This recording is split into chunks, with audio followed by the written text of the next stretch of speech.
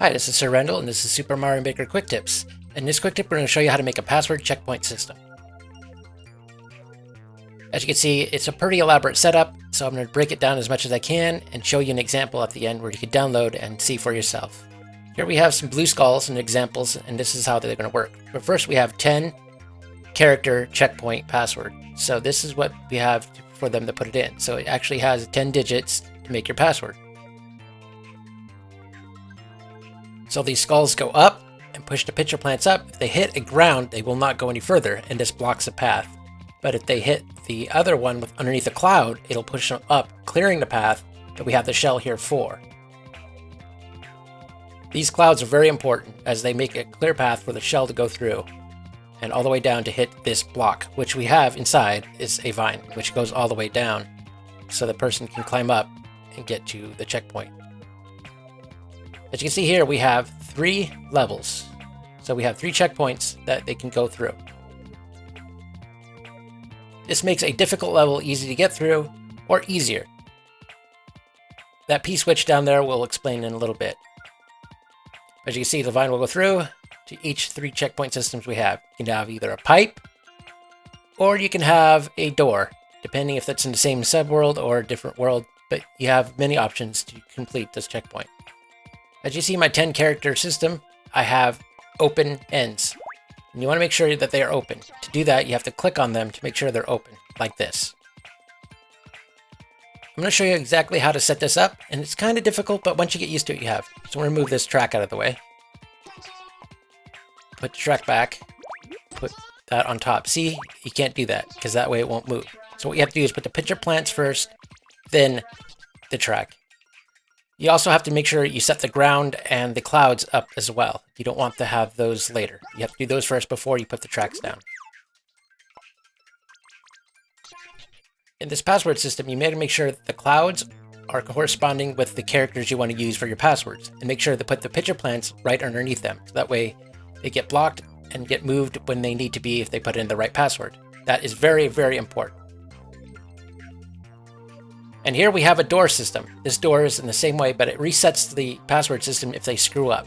Gives them a clean option to set it up. So if they decide, okay, if they hit all of them,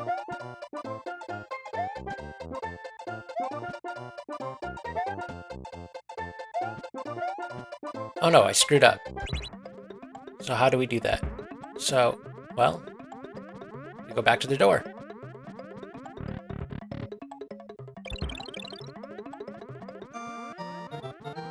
You can still reset one more time, and everything's back to normal.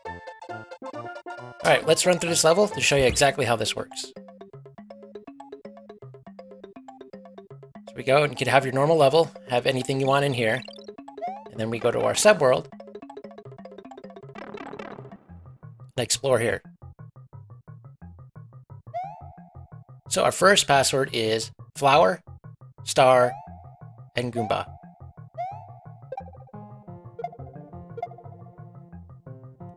Okay, let's restart the level and input our password. So our first password is flower, star, and now we have Goomba. We go by the thwomp, who activates the P-switch, which pushes the shell over. And we got our first checkpoint. There we are. Let's take another quick look at how the system works. If you go up, you can see that there is a springboard, block, and a shell. You got to make sure the springboard is sideways. You have to shake it to get it sideways. We also have a platform in the background so that the pitcher plants can actually be pushed up. So remember that, it's also key. I'll show you with the last checkpoint example here.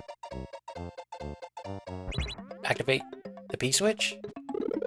And here is the second one.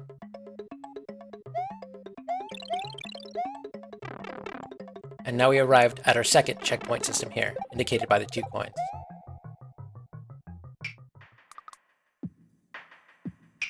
I want to go over one more last thing. You got to make sure the shell is actually at the edge of the screen and actually could bounce off and go off the screen. This way, it'll cause issues if you don't set it up this way. I've experimented in different ways, and this is the best way I've figured out to set it up. Of course, you can experiment yourself and probably come up with a different system, but this is just something how I made it work. Here is the same course I just uploaded. Use it as an example, figure out how it works, experiment with it, see what you can do with it. This is Sir Randall Gaming. This is how to make a password checkpoint system. Like, comment, and subscribe. And thank you guys. I'll see you next time.